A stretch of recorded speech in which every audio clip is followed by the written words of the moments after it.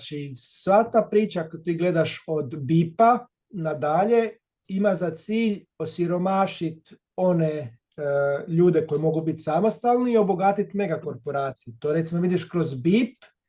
Znači u BIP su se obogatili najviše multinacionalne tehnološke kompanije, a osiromašeni su svi građani i osiromašeni su na način da nisu smjeli ukinuli smo jednostavno gospodarske djelatnosti, ljudi su bili doma, to je bilo trenutno siromašenje, a onda ono ko došlo nakon godinu, dvije preko inflacije, jer taj ostani doma treba neko platiti, znači tako su siromašeni svi građani. Onda vidiš rat u Ukrajini, opet preko kupnje skupih energenata, sad više ne smijemo od Rusa kupovati, nego moramo kupovati skuplje energente, to je pogotovo u Njemačkoj koje je gospodarstvo već na koljenima, znači opet zbog te inflacije, opet su osiromašeni ljudi. Onda imaš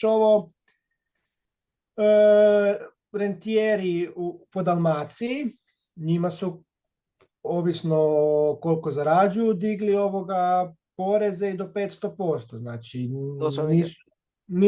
nisu problem veliki hoteli, njima se nisu digli poreze, oni kao nisu problema, ali su problem ovi mali ljudi koji od tog preživljavaju i problem je što oni mogu biti samostalni od tog, ne moraju imati, ne treba im država. Zato se to radi, da bi ih one samostali, tako isto i u Slavoniji, da bi te ljude učinili ovisnima o državi, jednostavno ubijaju svinje. Ili ubijaju perad,